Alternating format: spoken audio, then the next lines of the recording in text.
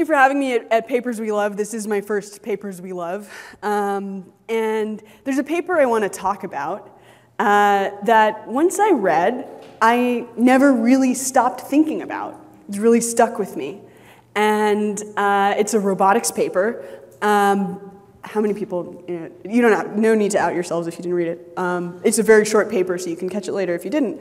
But in order to get there, you have to start at the beginning with a question that I started with, which is, when you're building a robot, when does the pile of electronics and microcontrollers, motors, what have you, when does it become a robot, or really, when does it start to have a personality? So this is the robot I started with. It's a BOE, which I think is an awful pun about the board being the Board of Education. Yeah, I'm with you on that. It was neat, though, for a high school kid to have a robot you could program in BASIC, embedded BASIC. You don't see that too often. And if you look carefully at this picture, you see that it's also got a breadboard on top, so it provided some opportunity to build customization and circuitry. And things like, on this particular version of it, it's got feelers for sensing, so touch sensors, so it can drive forward, crash into things, reverse, or if you mess it up, continue driving forward. You know how it goes. And it's got light sensors. And it came along with a bunch of example projects where it would encourage you to type in or modify your own version of a program where, based on the input in the light sensors, the robot would go and do different things. And the behavior quickly came across as being personable. And it turns out that this is a core idea in robotics. It's the work of a researcher named Vladimir Breitenberg, who drew these diagrams about simple robots that have their own personality. So you can see that if you have a light detector and you directly connect left sensor to proportional output of the left motor, wheel, drive, whatever, and same for the right side, that you'll end up with a robot that will tend to drive away from a light source. And when you've typed all the code in and wired it up and you set this thing out and you have your flashlight, what it seems like you have on your hands is a scared robot. It happens immediately. You have this robot and it's like scuttling for the corner trying to find darkness to hide in. Conversely, if you just cross those outputs left and right, you end up with a robot that drives toward light, and you, I promise, can't help yourself. You're like, it's a friendly robot. In the upper right is a diagram of, you can get more complex behavior too, with some other simple modifications, robot that sort of does figure eights, you're like, it's uncertain. Or one that just sort of orbits, ones that will go between two, more complex behavior. So Breitenberg blew that up into sort of various different emotions or personality you can get from programming a device like this. The bottom right image is a color-changing LED placed on a Roomba and taken as a time lapse. So even a robot that's simply vacuuming ends up, you can see over time the way it explores. And so that was pretty neat and gave me a little taste. But the thing that really pushed me over the edge and made me obsessively fascinated with personality in robots, I'd like to show you a brief video of what I consider to be one of the most complexly personable robots in the most simple form factor. It's literally glued together. This robot is quite similar to the Bobot. It's glued together out of popsicle sticks and hot glue, and a really delightful project. It's called the Little Yellow Drummer Robot. And I should give you more context before this video begins. This robot was designed as someone's hobby project to drive around on your countertop or what have you. It has an ultrasonic sensor that it uses to point at various surfaces, and it sort of samples the local area until it finds a surface that seems interesting to drum upon. And when it finds a surface that is interesting to drum upon, not only does it do the drumming, it also records that sound and then jams against its own recording that it replays.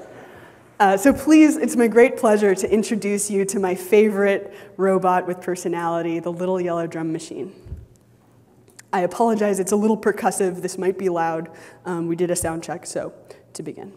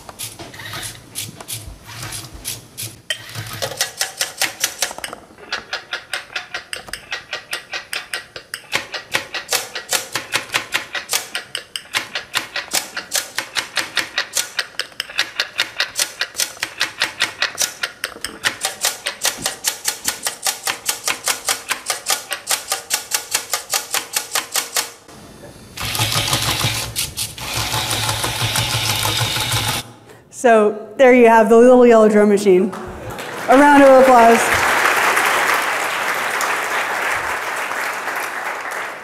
It goes on. There's a lot more. You can find it online. One of the tricky parts I've learned about this happy little robot is apparently it was actually quite hard to film because it was constantly trying to play on the camera. I love that robot. So with all that, that brought me to work in, this is Professor Cynthia Breazeal. She's a pioneer of personal robotics. Her lab is all about making personal robots, and having built my basic, hilarious robot projects and seen that thing, I decided to go work in this lab.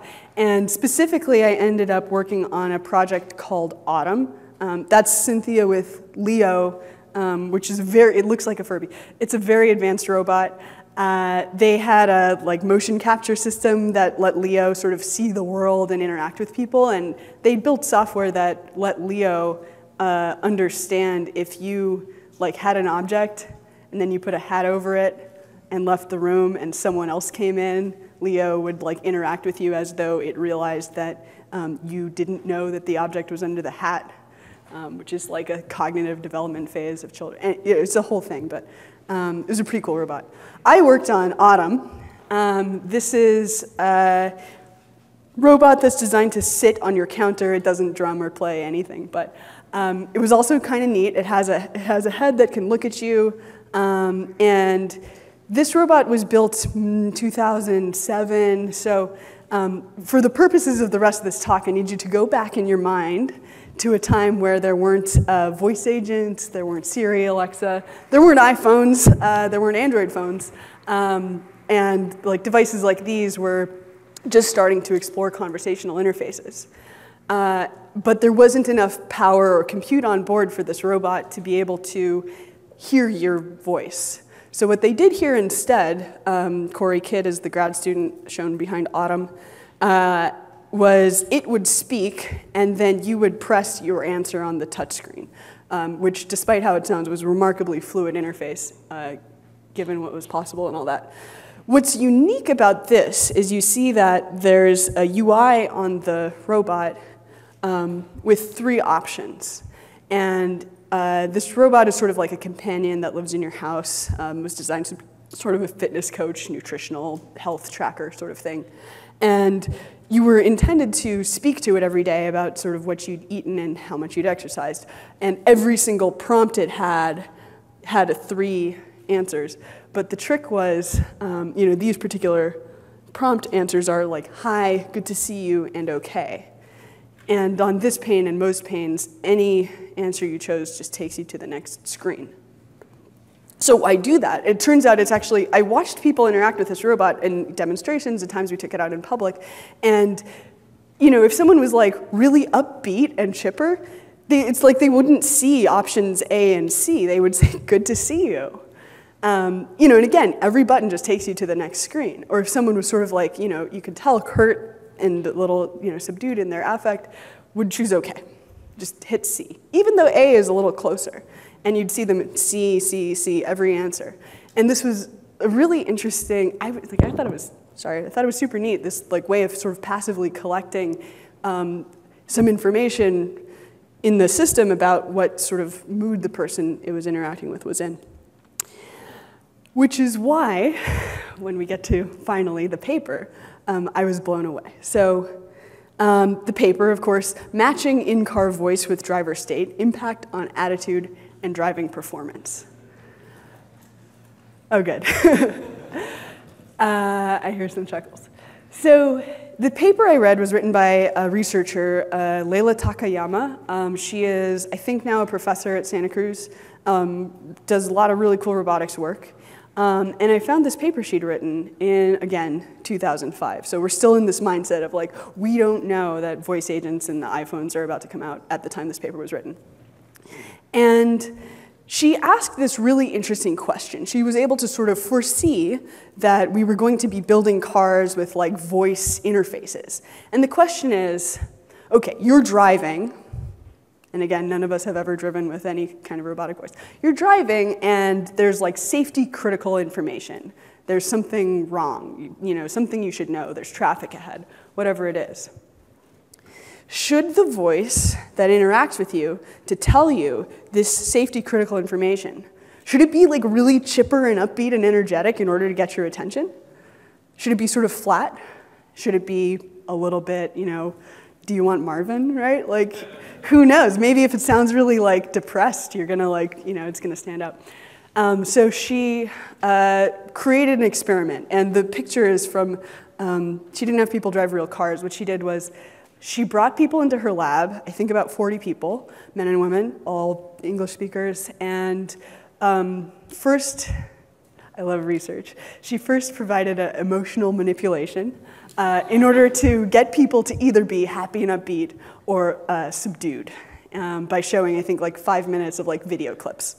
Then she surveyed them to see that people had been, effectively sort of nudged in whatever direction she hoped.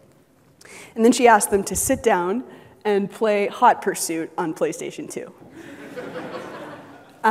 It was a particular country road, so your job with like force feedback, driving, steering wheel, and gas pedal, brake, all that, where you were just meant to drive down this road, and you were allowed to answer the voice as much or as little as you cared to, which then said to each participant in either a happy voice or a subdued voice the exact same thing as you drove. And they looked at how people reacted. I want to take the moment to say, think to yourself, how do you think this went? Happy voice, subdued voice, just generate some theories. Like, what do you think the outcome was? That's the figure, the main figure of the whole paper. You'll see that the results are significant. In short, people who'd been encouraged to be happy and upbeat and energetic, paired with a happy voice, did fine. But with a subdued voice, had well more than twice as many accidents. And the converse is true for the upset drivers. Upset drivers matched with an energetic voice did very poorly compared to upset drivers matched with a voice congruent. response times to in-game honks, similarly, and the extent of communication with the voice. All of these look poor when affect and voice are mismatched. All right, it blew my mind. I thought that was mind-blowing. I thought it was really surprising. I thought it was going to be one or the other. I figured maybe the happy voice, you know, but this is like pretty clear result. And I think there are a lot of implications, especially when driving. Emotion on the road is very important. And so I think that the specific example is really salient. But I think it also comes into affecting machine design across the board. So this is the key sentence from this paper that stuck with me, which is that, you know, people find it easier and more natural to attend to voice emotions that are consistent with their own.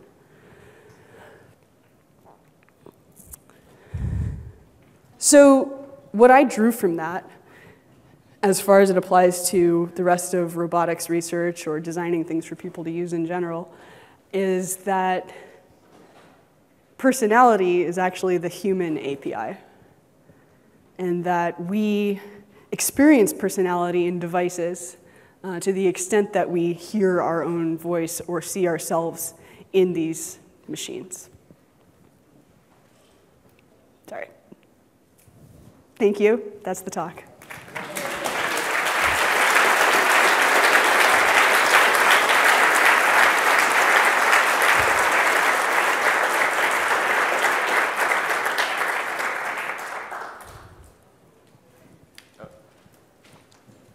Where did I see a hand? Oh, okay.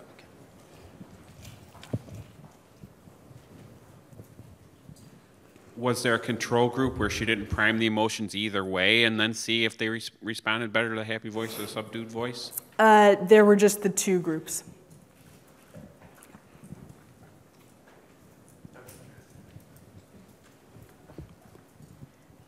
Since this was a little while ago, have they done any further studies on this kind of stuff? Ooh, good question. I don't know the answer to that.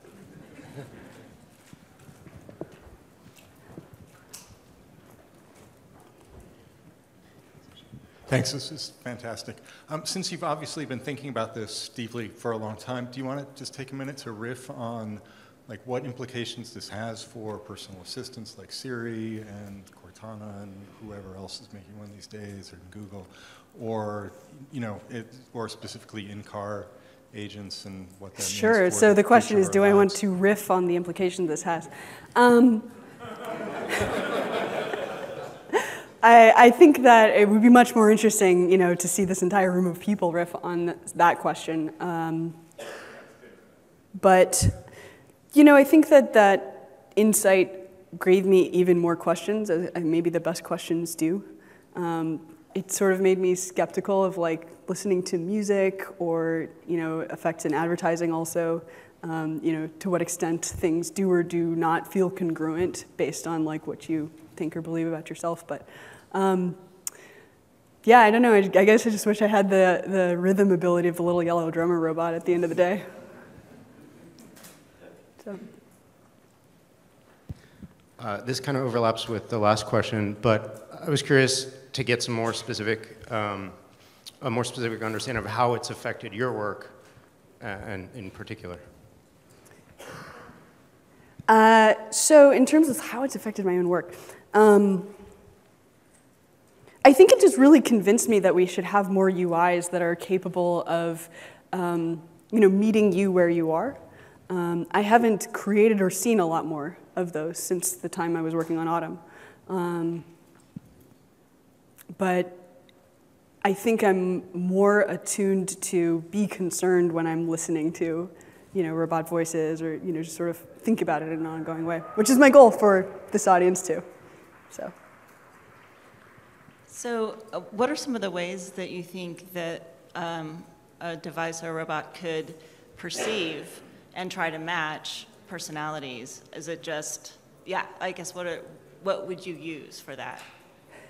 Yeah, so, I mean, in this case, the thing that really started me down this path of, you know, how do you build a UI that can detect affect or personality, was the Autumn UI.